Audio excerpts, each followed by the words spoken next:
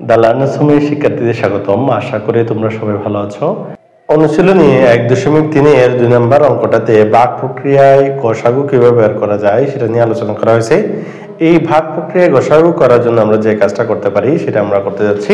এখানে দুটো সংখ্যা দেওয়া আছে, একটা হচ্ছে 105 আর একটা হচ্ছে 165। এদেরকে ভাগ প্রক্রিয়ায় গসাগু করার জন্য আমরা করব বড় সংখ্যাটাকে আমরা ছোট সংখ্যাটা দিয়ে ভাগ দিব।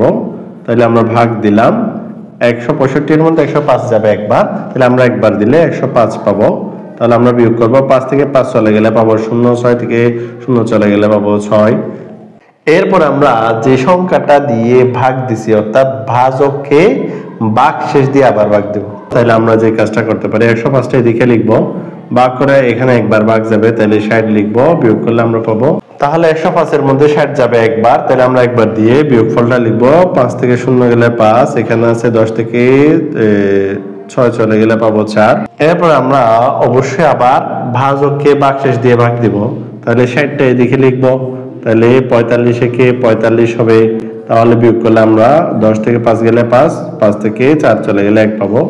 এরপর আমরা আবার 45 কে 15 দিয়ে ভাগ দিব, তাহলে 45টা লিখবো। 45 এর মধ্যে 15 যাবে 3 বার, 3 15 45, তাহলে বিয়োগ করে আমরা পাবো 0।